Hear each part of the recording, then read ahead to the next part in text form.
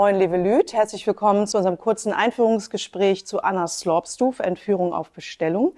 Ich bin Anke Kell, Dramaturgin und Teil der künstlerischen Leitung am Ohnsorg. Und du bist? Ich bin Eckhard Cordes, ich mache Regie bei Anna Slopstuf und auch die Musik, also das Sounddesign nennen wir das. Genau.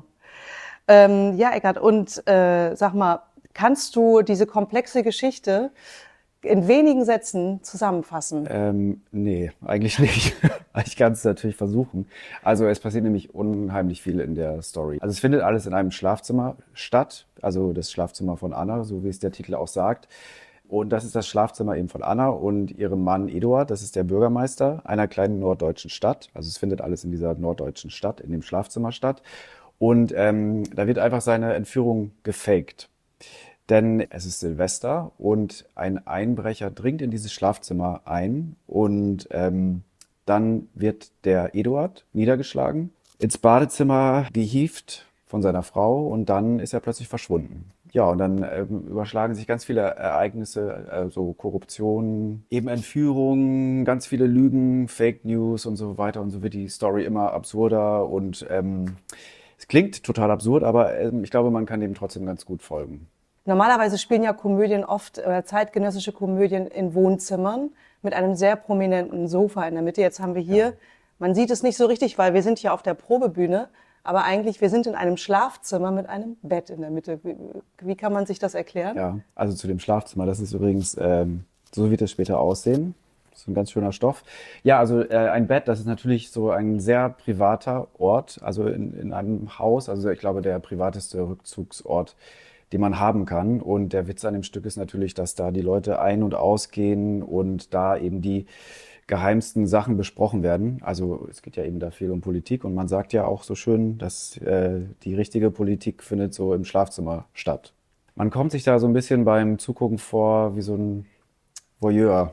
Also, also ich meine, man guckt ja jetzt nicht so oft in das Schlafzimmer fremder Leute und ich glaube, das ist eben der große Spaß an der ganzen Sache.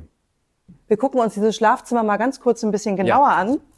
Weil wir ja noch auf der Probebühne sind, haben wir hier im Moment die Möglichkeit, einmal in das Modell reinzuschauen von unserer Bühnenbildnerin Yvonne Marcour.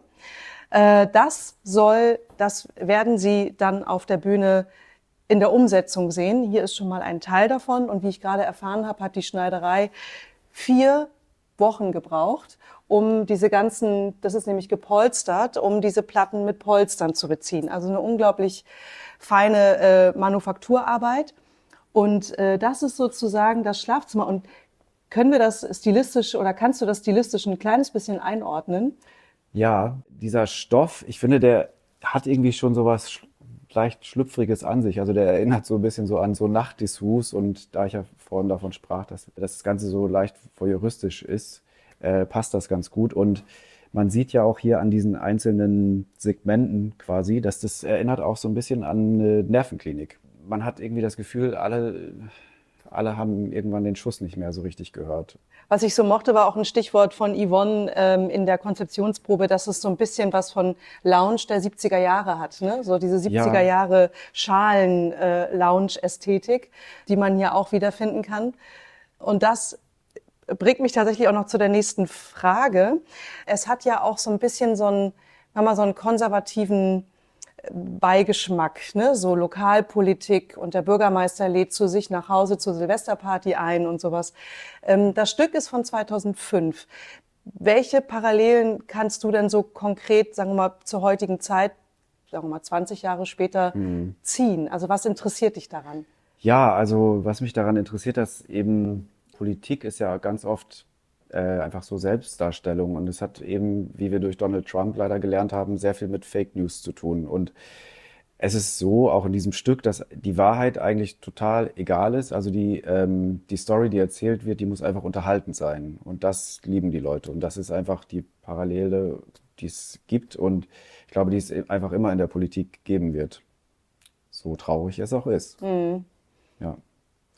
Und noch was, du hast am Anfang einmal gesagt, dass du auch das Sounddesign beisteuerst zum Stück. Kannst du zu der Idee, wie du die Sounds anlegst, kurz was erzählen? Ja, also das ist irgendwie so, wenn ich weiß, dass ich ein bestimmtes Stück mache, dann Das weiß ich ja meistens so oft ein paar Jahre, 1 Jahr, 2 Jahre, manchmal so im Voraus. Und dann fange ich an, mir eine Liste zu machen auf Spotify und dann sammle ich so im Laufe der Zeit alles, was mir dazu einfällt. Und dann habe ich am Ende so erstmal eine Liste von manchmal 1000 bis 5000 Songs. Und dann ordne ich das immer weiter ein, was ich davon brauche und was ich damit assoziieren kann. Und dann bleibt am Ende gar nicht mehr so viel übrig. Und dann ist es eigentlich quasi komplett mit Musik und mit Sound untermalt. Also es ist sehr filmisch tatsächlich, denke ich da. Und jetzt auch gerade, da wir diesen Raum vor uns haben, also wenn man die Türen öffnet und schließt, egal welche Klappe man hier öffnet, dafür gibt es einen Sound. Also im Moment sind wir so ungefähr bei 450 Soundeinsätzen.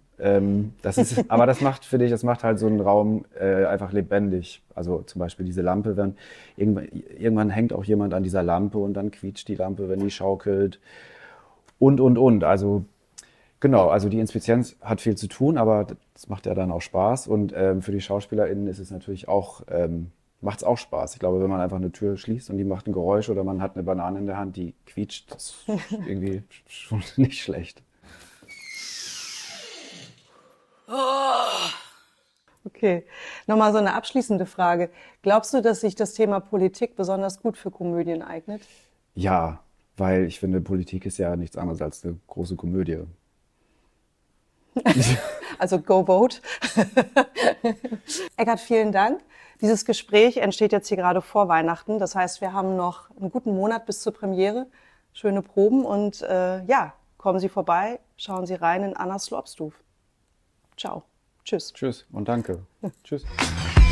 Moin. Moin. Verschwind Sie Ennek und min Slopstuf. Come on, baby, do it.